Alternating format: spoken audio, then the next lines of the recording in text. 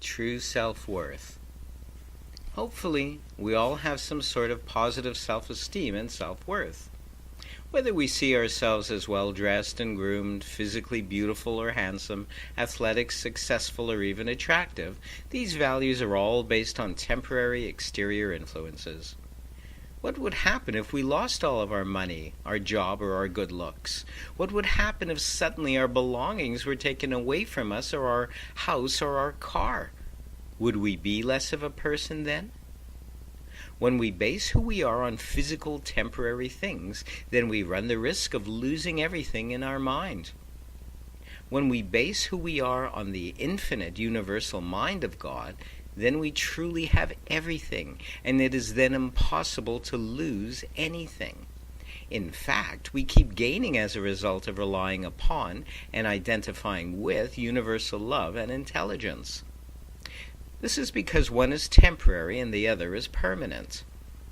Fleeting are the objects that, as we think from our personal ego will make us up. The clothing, the cars, the houses. Permanent is the higher intelligence, which is God, and from that, an endless well of supply is provided. When one experiences cosmic consciousness, there is no going back. One enters into that vast and endless universal consciousness. That is our true provider. God is my provider is a saying that is even more true than people realize. For with God as one's well of supply, the well, if you will, never runs dry. This is because of its very nature. Universal, infinite intelligence is the infinite supplier of true love and prosperity. Have you ever tried to withdraw from an empty bank account? With God, the bank account never runs dry. In fact, more and more of unimaginable riches is endlessly provided. Take, for example, health. Can money buy health? The answer, of course, is no. But when we turn inward to God's perfect mind, we access perfect health, which is ours to have.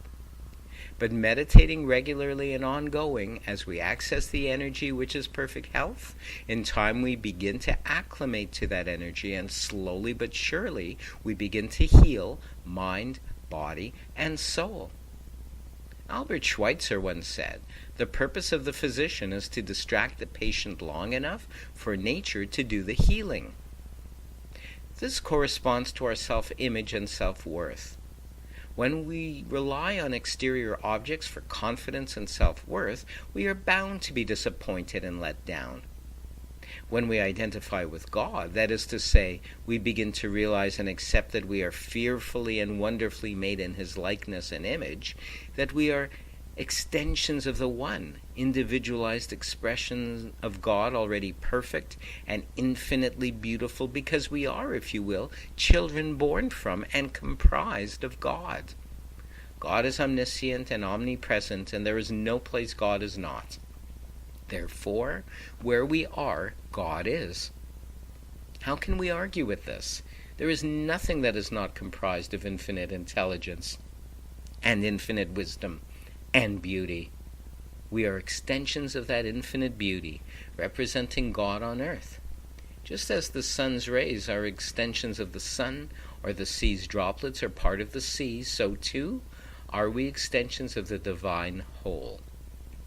Therefore, we are already perfect, made to manifest on earth to express God's own perfection, beauty, and love. As long as we keep things in this perspective, as long as we do our spiritual practice of mystical or contact meditation and scientific prayer, we will never be poor or ugly or unsuccessful. We will always be, as Dr. Paul Leon Masters puts it, who and what we truly are within ourselves, a living, breathing manifestation of the stars and of the heavens, of universal life having taken image, shape, form, and embodiment.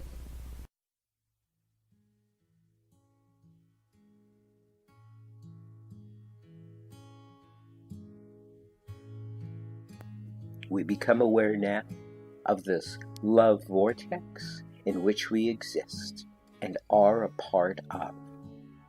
We are peace. We are love. We are joy, wisdom, higher intelligence, and creativity. We are unifying and identifying with the great I am that we are, as individualized expressions and extensions.